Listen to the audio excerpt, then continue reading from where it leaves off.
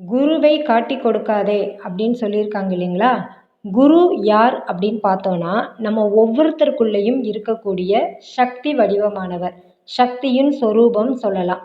அவரே நம்ம வாழ்க்கைக்கு தேவையான வழிகாட்டுதலை நமக்கு கொடுத்துக்கிட்டே இருக்கிறாரு. இப்போ சமைக்கிறோன்னா, அந்த சமையலுக்கு தேவையான டிப்ஸு, ஒரு தொழில் தொடங்குறோம், தொழில் பண்ணிகிட்ருக்கோன்னா, அந்த தொழிலுக்கு தேவையான அனுபவம், அதன் வளர்ச்சிக்கு தேவையான நிறைய டிப்ஸு இதெல்லாம் வந்து அவங்க தான் நமக்கு உள்ளுணர்வா உணர்த்தி கொடுத்துக்கிட்டே இருக்காங்க. சில பேர் சொல்லுவாங்கள்ல, சமையல் ரகசியங்களை வெளியே சொல்லாதீங்க, தொழில் ரகசியங்களை வெளியே சொல்லாதீங்க அப்படின்னு சொல்லிட்டு, குருவை காட்டி கொடுக்கக்கூடாது அப்படின்ற நோக்கத்தில் தான் அவங்க அப்படிலாம் சொல்லியிருக்கிறாங்க.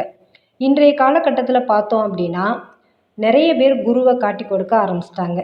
மீடியாவில் வந்து அவங்கவுங்க குரு அவங்கவுங்களுக்கு கொடுக்குற டிப்ஸை தான் வந்து சொல்லி ஏர்ன் பண்ண ஆரம்பிச்சிட்டாங்க.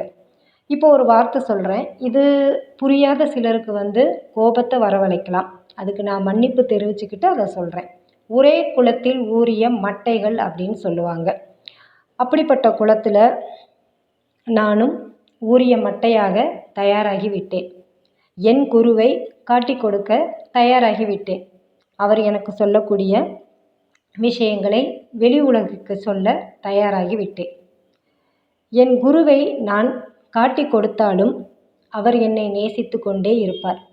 ஏனென்றால் என் குருவானவர் அன்பானவர், அழகானவர், தெளிவானவர். இன்னும் சொல்லப்போனால் தைரியமானவர், தன்னம்பிக்கையானவர், உற்சாகமானவர், நேர்மறை சிந்தனையாளர், தகவல்களை அள்ளி அள்ளி கொடுக்கக்கூடியவர், உள்ளுணர்வாக உணர்த்தக்கூடியவர், இன்னும் வார்த்தைப்படுத்த இயலாத பல அற்புதங்களை நிகழ்த்தக்கூடியவர். என் போல் நீங்களும் உங்கள் குருவை பற்றி நேர்மறையாக சிந்திக்க ஆரம்பித்தீர்களானால், குரு என்றுமே யோகக்காரன் மட்டுமே. நன்றி, வணக்கம்.